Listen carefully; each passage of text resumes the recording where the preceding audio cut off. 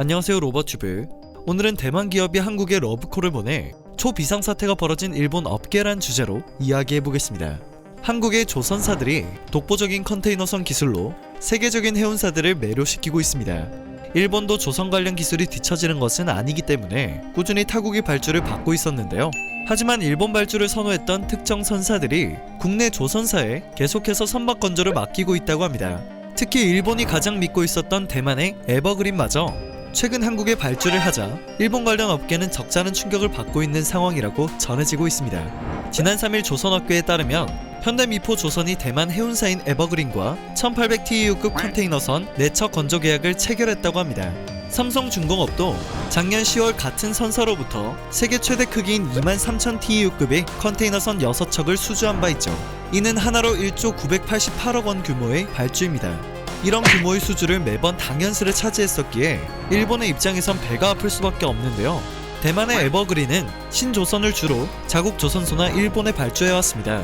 일본 조선업계의 대표적인 단골 고객이었죠. 거래를 해왔던 기간이 무척이나 길기 때문에 대만의 에버그린만큼은 자신들에게 수주를 할 것으로 예상했던 일본은 큰 타격을 받았습니다.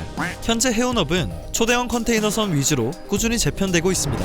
국내 조선사들은 꾸준한 기술을 개발해왔죠. 계속된 개발 노력으로 일본 조선업계와의 기술력 격차를 점점 벌리게 되었고 결국 이와 같은 성과를 이룬 것으로 풀이되고 있습니다.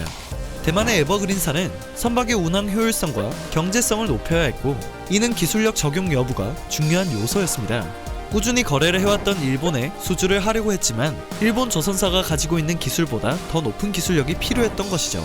또한 초대형 컨테이너선의 경우 기술력을 바탕으로 얼마나 많은 건조 경험을 가지고 있는지가 중요하다고 합니다.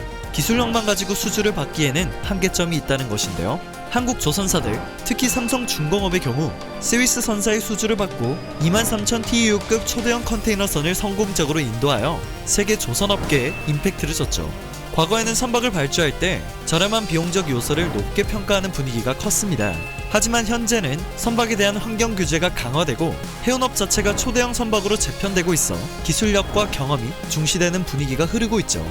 때문에 높은 기술력을 보유하고 있는 한국 조선의 위상은 더 높아질 전망이라고 합니다. 국내 대표 5개 조선사인 현대중공업과 현대미포조선, 현대삼호중공업, 삼성중공업, 대우조선해양의 작년 수주 실적을 보면 연말로 갈수록 성적이 좋아진 것을 확인할 수 있습니다. 작년 세계 선박 발주량이 감소했음에도 불구하고 말이죠. 국내 조선사들이 해운업 변화의 분위기를 감지하고 고부가가치 선박 위주로 수주 전략을 수립하여 세계 시장에서 차별화를 둔 성과라고 분석됩니다.